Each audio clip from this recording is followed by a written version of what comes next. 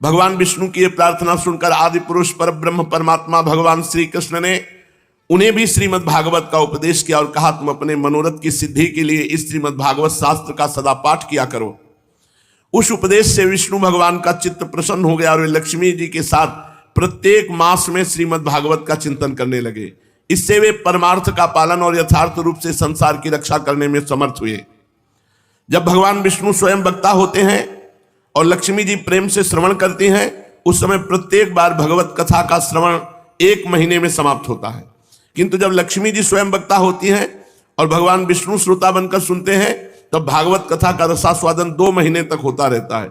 उस समय कथा बड़ी सुंदर और बहुत ही रुचिकर होती है। इसका कारण यह है कि विष्णु भगवान तो अधिकारारूढ़ हैं, उन्हें जगत के पालन की चिंता करनी पड़ती है, परंतु लक्ष्मी जी इन झंझटों से अलग हैं, अतः उनका हृदय निश्चिंत है। इसी से लक्ष्मी जी के मुख से भगवत कथा का रसास्वादन अधिक प्रकाशित होता है। इसके पश्चात भगवान शंकर ने, जिन्हें भगवान ने पहले संहार कार्य में लगाया था, अपनी सामर्थ्य की वृद्धि के लिए उन परम पुरुष भगवान श्री कृष्ण से प्रार्थना की। भगवान शंकर ने कहा, मेरे प्रभु देवदेव, मुझ में नित्य नैमित्तिक और प्राकृतिक संहार की शक्तियां तो हैं, पर आत्यंतिक संहार की शक्ति बिल्कुल नहीं है। ये मेरे लिए बड़े दुख की बात है। इसी कमी की पूर्ति के लिए मैं आपसे प्रार्थना करता हूं। बृहस्पति जी कहते हैं, रुद्र की प्रार्थना सुनकर नारायण ने उन्हें भी श्रीमद् भागवत का ही उपदेश किया। भगवान सदाशिव रुद्र ने इस श्रीमद् भागवत को 1 वर्ष में समाप्त किया। ब्रह्मा जी 7 दिन में, विष्णु भगवान 1 महीने में, लक्ष्मी जी 2 महीने में और भगवान शंकर 1 साल में। 1 पारायण के क्रम से भागवत कथा सेवन किया, 1 वर्ष में 1 पारायण।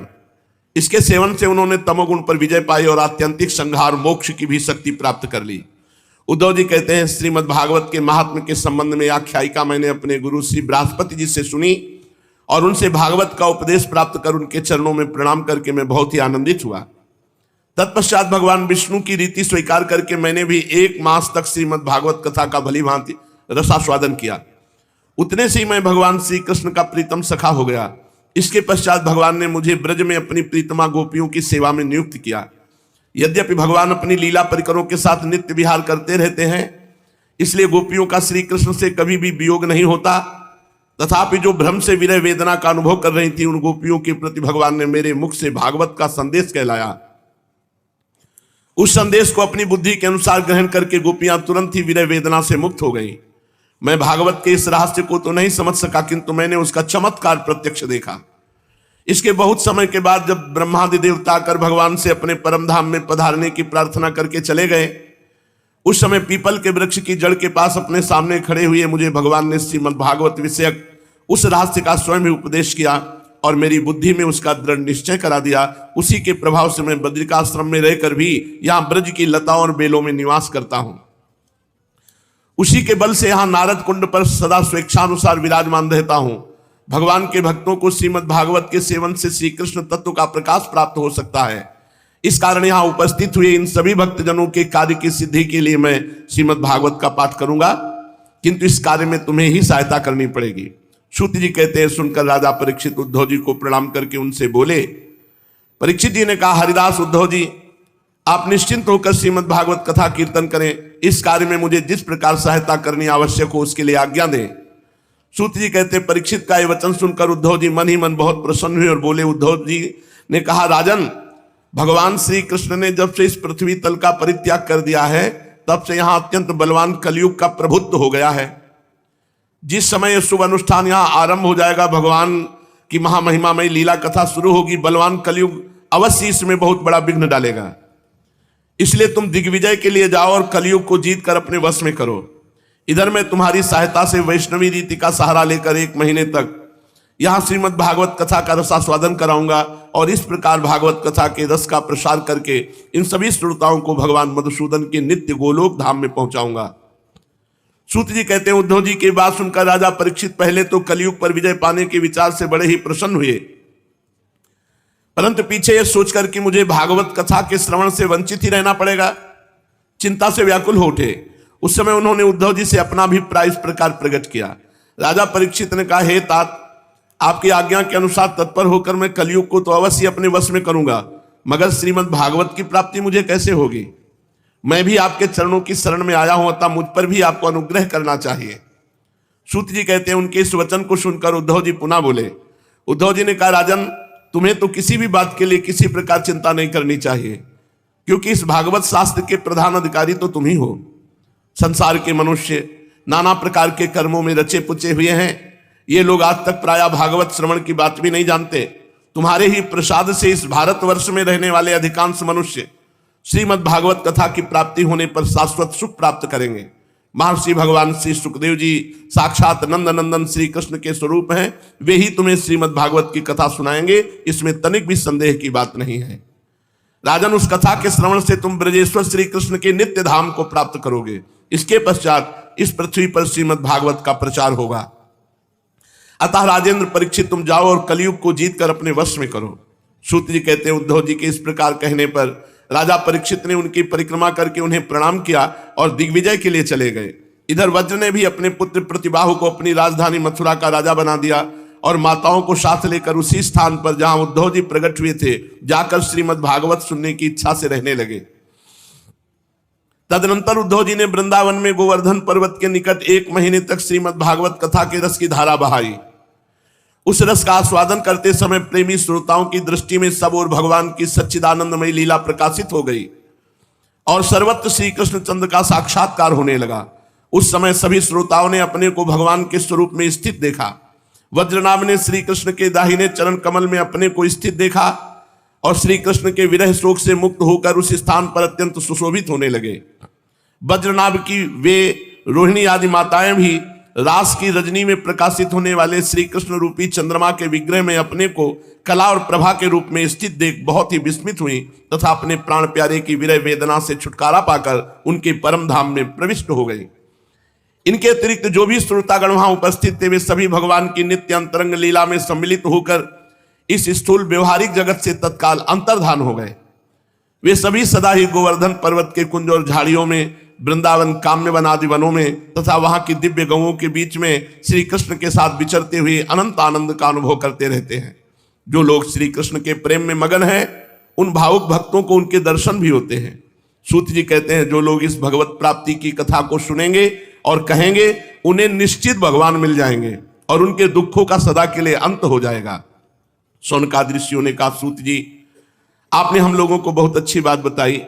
आपकी आयु बढ़े, आप चिरजीवी हों और चिरकाल तक हमें इसी प्रकार भगवान की कथा सुनाते रहें।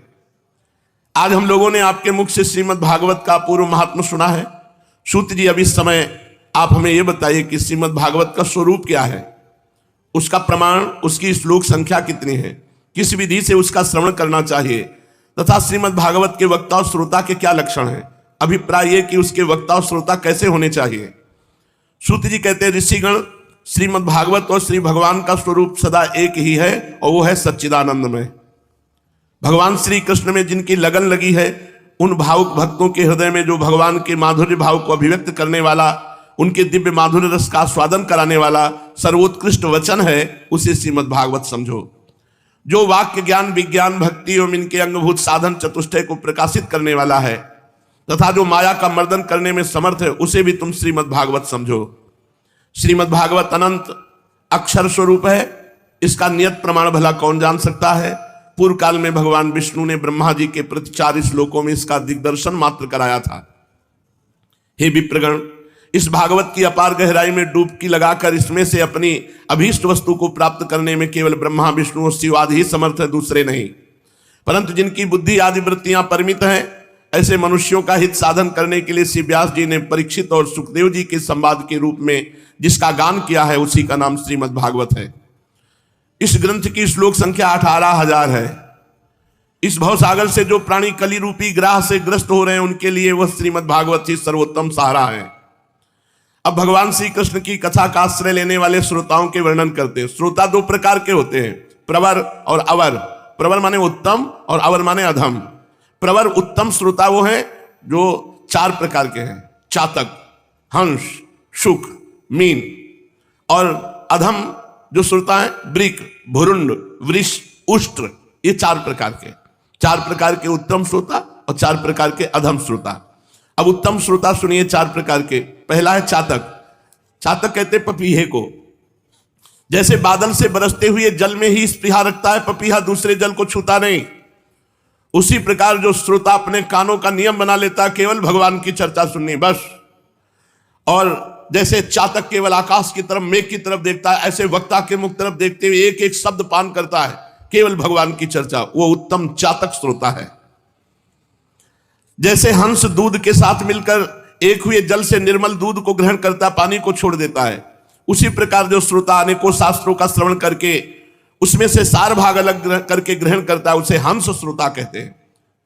और जिस प्रकार भली भांति पढ़ाया हुआ तोता अपनी मधुर वाणी से शिक्षकों को तथा पास आने वाले दूसरे लोगों को भी प्रसन्न करता है, उसी प्रकार जो श्रोता कथावाचक व्यास के मुंह से उपदेश सुनकर उसे सुंदर और परिमित वाणी में पुनः दूसरों को सुनाता है और व्यास एवं अन्य श्रोताओं को अत्यंत आनंदित करता है, वो सुख श्रोता कहलाता है।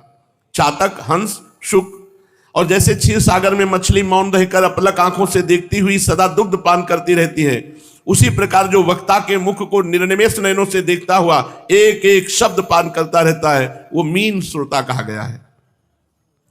ये उत्तम श्रोता बताए गए। अब अधम श्रोता, ब्रिक कहते हैं भेड़िए को।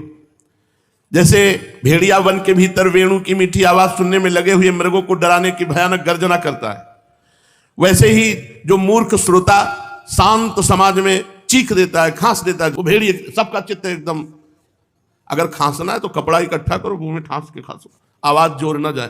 कोई ऐसे लेते, वो तो कई बार कह चुके, इसलिए नहीं, ऐसे खांसते हैं कि जैसे उनका पर्सनल बाथरूम हो। सत्संग हाल है, हजारों लोग बैठे हुए हैं, बहुत वो डराने वाली गर्जना। वैसे ही मूर्ख श्रोता श्रोताओं को उद्युक्त करने की चेष्टा, बीच बीच में जोर से बोल उठना नहीं, अगर ऐसा करता है तो वो ब्रिक श्रोता कहलाता है। अब भुरुंड, ये हिमालय के शिखर पर एक भुरुंड जाति का पक्षी होता है, वो जैसा सुनेगा वैसा ही बोलेगा, किंतु कभी लाभ नहीं उठाएगा। ऐसे ही जो भुरुंड जाति के श्रोता होते हैं तो वो वक्ता की बात सुनते हैं और दूसरों को जाकर अपनी छाप लगा के सुनाते हैं, मानो बहुत ज्ञानी हो, और एक शब्द का लाभ नहीं लेंगे, वो केवल सुना दिया, वो भुरुंड जाति के श्रोता है। और वृष कहते हैं बैल को। जैसे बैल के सामने चाहे अंगूर डालो चाहे कड़वी खली भूसा डालो, उसे कोई मतलब नहीं, उसको खाने से मतलब है। ये बैल जाति के श्रोता है। बैल कुछ भी नहीं पकड़ पाए, बैल की तरह बैठे रहे, सभी बातें सार कोई मतलब नहीं उनको, उनकी बुद्धि अंधी होती है, असमर्थ होते हैं, ऐसे श्रोता वृष कहलाते हैं। और ऊंट श्रोता, उष्ट, ये ऊंट आम नहीं खाता, नीम की पत्ती, बबूल के कांटे, बबूल, ये उसको अच्छे लगते हैं। वो भगवान की कथा नहीं सुनेगा, वो बैठ करके दोष दर्शन करेगा। कथावाचक की हरकत, श्रोताओं की हरकत कोई खास तो नहीं था, जब निकलेगा तो निंदा ही करेगा। वो केवल वहां देखने जाते हैं कि आखिरकार राग रंग है क्या, वो अपनी दृष्टि से वहां के दोष जो है ना होने पर भी दोषारोपण करके वो उनका वर्णन करते हैं। वो बबूल के कांटे चबाने वाले उष्ट के समान। और संसारी बातों को बड़ी एकाग्रता से सुनेंगे, कभी भी पूछ लो। ऐसे थोड़े भेद यहां बताए गए, वैसे तो और भी बहुत हैं, जैसे भ्रमर, गधा, ऐसे भी है भेद श्रोता के। श्रोताओं के आचार विचार से परख लेना चाहिए कि ये चातक है कि गधा है। जो वक्ता के सामने पहले वक्ता को विधिवत प्रणाम करे, कोई अन्य सांसारिक चिंतन न करे, अपने कानों को खुला रखकर केवल भगवान की कथा सुनने की इच्छा रखकर नम्र होकर हाथ जोड़कर शिष्य भाव से बैठे और भारी श्रद्धा, भारी विश्वास, और जो कुछ कहा जा रहा है उसे श्रद्धा विश्वास के साथ सुनकर बराबर चिंतन करता है। जो बात समझ में ना आए उसे पवित्र भाव से समय मिलने पर श्री कृष्ण के भक्तों से पूछे, उनके भक्तों से प्रेम करे, ऐसे श्रोता को वक्ता लोग उत्तम श्रोता कहते हैं। अब वक्ता के लक्षण, श्रोता के तो अब वक्ता के लक्षण, जिसका मन सदा भगवान में लगा रहे, जिसे किसी भी तरह की वस्तु की चाह ना हो, जो सबका सुहृद हो, दीनों पर दया करने वाला हो तथा अनेकों युक्तियों से तत्व का बोध करा देने में चतुर हो, उसी वक्ता का मुनि लोग भी सम्मान करते हैं। सर्वश्रेष्ठ वक्ता वही है जो लेना न देना मगन रहना, केवल भगवान की चर्चा, भगवान की प्रसन्नता के लिए और भगवान की प्राप्ति हो सबको, इस भाव से। विप्रगण, अब मैं भारतवर्ष की भूमि पर श्रीमद् भागवत कथा का सेवन करने के लिए जो आवश्यक विधि है उसे बतलाता हूं, आप उसे सुने। इस विधि के पालन से श्रोता की सुख परंपरा का विस्तार होता है। श्रीमद् भागवत का सेवन 4 प्रकार से होता है, सात्विक, राजस, तामस और निर्गुण। जिसमें यज्ञ की भांति तैयारी की गई हो, बहुत सी पूजा सामग्रियों के कारण जो अत्यंत शोभा संपन्न दिखाई दे रहा हो, बड़े ही परिश्रम से बड़ी उतावली के साथ 7 दिनों में ही जिसकी समाप्ति की जाए, वह प्रसन्नता पूर्वक किया हुआ श्रीमद् भागवत का सेवन राजसिक सेवन है। 1 या 2 महीने में धीरे धीरे कथा के रस का आस्वादन करते हुए बिना परिश्रम के जो श्रवण होता है, वो पूर्ण आनंद बढ़ाने वाला सतोगुणी सेवन है। और तामसिक सेवन वो है जो कभी भूल से छोड़ दिया गया, याद आने पर आरंभ कर दिया गया और आलस्य प्रमाद अश्रद्धा के साथ बहुत दिनों में, वो तामसिक सेवन है। और जब वर्ष महीना और दिनों का नियम न हो, वर्ष महीना और दिनों का नियम आग्रह छोड़कर प्रेम पूर्वक भगवान की चर्चा की जाए, वो निर्गुण कथा मानी जाती है। सतोगुण, रजोगुण, तमोगुण और तीनों से परे निर्गुण कथा। कोई तिथि तारीख नियम ग्रहण, जब तक चल रही तब तक पूरा। राजा परीक्षित और सुखदेव के संवाद में जो भागवत का सेवन हुआ था, वो निर्गुण ही बताया गया है। उसमें जो 7 दिनों की बात आती है, वो राजा की आयु के बचे हुए दिनों की संख्या के अनुसार है, सप्ताह कथा का नियम करने के लिए नहीं। भारतवर्ष के अतिरिक्त अन्य स्थानों में भी सात्विक, राजस और तामस अथवा निर्गुण सेवन अपनी रुचि के अनुसार करना चाहिए। तात्पर्य यह है कि जिस किसी प्रकार भी हो सके श्रीमद् भागवत का सेवन, उसका श्रवण करना ही चाहिए। जो केवल श्री कृष्ण की लीलाओं के ही श्रवण, कीर्तन एवं रसास्वादन के लिए लालायित रहते हैं, मोक्ष की भी इच्छा नहीं रखते, उनका तो श्रीमद् भागवत ही धन है। तथा जो संसार के दुखों से घबराकर अपनी मुक्ति चाहते हैं, उनके लिए भी यही इस भवरोग की औषधि है। अतः इस कलिकाल में इसका प्रयत्न पूर्वक सेवन करना चाहिए। इनके अतिरिक्त जो लोग विषयों में ही रमण करने वाले हैं, सांसारिक सुखों को ही जिन्होंने सदा ही चाह की है, उनके लिए भी इस कलयुग में सामर्थ्य, धन और विधि विधान का ज्ञान न होने के कारण कर्म मार्ग से मिलने वाली सिद्धि अत्यंत दुर्लभ हो गई है। ऐसी दशा में उन्हें भी सब प्रकार से अभी श्रीमद् भागवत कथा का ही सेवन करना चाहिए। ये श्रीमद् भागवत की कथा धन, पुत्र, स्त्री, हाथी, घोड़े आदि वाहन, यश, मकान और निष्कंटक राज्य भी दे सकती है। सकाम भाव से भागवत का सहारा लेने वाले मनुष्य इस संसार में मनोवांछित उत्तम भोगों को भोग कर अंत में श्रीमद् भागवत के ही संग से श्रीहरि के परम धाम को प्राप्त हो जाते हैं। जिनके यहाँ श्रीमद् भागवत की कथा वार्ता होती हो तथा जो लोग उस कथा के श्रवण में लगे रहते हो, उनकी सेवा करनी चाहिए, सहायता करनी चाहिए, शरीर से और धन से सेवा करनी चाहिए। उन्हीं के अनुग्रह से सहायता करने वाले पुरुष को भी भागवत सेवन का पुण्य प्राप्त हो जाता है। जैसे भगवान की चर्चा हो रही, कथा हो रही, तो उनकी धन आदि से सहायता कर देना, खान पान, कपड़ा लत्ता, विश्राम व्यवस्था, तो बोले जो भागवत का कथा श्रवण का फल है, वही फल सहयोग करने वाले को मिल जाता है। कामना 2 वस्तुओं की होती है, एक श्री कृष्ण की और एक धन की। श्री कृष्ण के सिवा जो कुछ भी चाहा जाए वो सब धन के अंतर्गत आता है, उसकी धन संज्ञा है। श्रोता और वक्ता भी 2 प्रकार के माने गए हैं, एक श्री कृष्ण को चाहने वाले, दूसरे धन को। जैसा वक्ता वैसा ही श्रोता भी हो तो वहां कथा में रस मिलता है, अतः सुख की वृद्धि होती है। यदि दोनों विपरीत विचार के हों तो रसाभास हो जाता है, अतः फल की हानि होती है। किंतु जो श्री कृष्ण को चाहने वाले वक्ता और श्रोता है, उन्हें विलंब होने पर भी सिद्धि अवश्य मिलती है। पर धनार्थी को तो तभी सिद्धि मिलती है जब उसके अनुष्ठान का विधि विधान पूर्वक पूरा उतर जाए।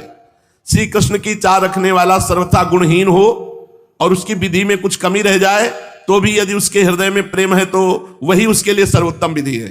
सकाम पुरुष को कथा की समाप्ति के दिन स्वयं सावधानी के साथ सभी विधियों का पालन करना चाहिए। भागवत कथा के श्रोता और वक्ता दोनों के ही पालन करने योग्य विधि यह है, प्रतिदिन प्रातःकाल स्नान करके अपना नित्य कर्म पूरा कर ले, फिर भगवान का चरणामृत पीकर पूजा के सामने से श्रीमद् भागवत की पुस्तक और गुरुदेव का पूजन करे। इसके पश्चात अत्यंत प्रसन्नता पूर्वक श्रीमद् भागवत की कथा स्वयं कहे अथवा सुने।